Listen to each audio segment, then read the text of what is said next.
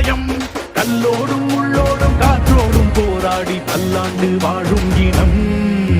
பொறி விழுந்தது, மனம் எரிந்தது, கிரிந்தது நதியும், நுகி கரிந்தது, நிலம் சரிந்தது.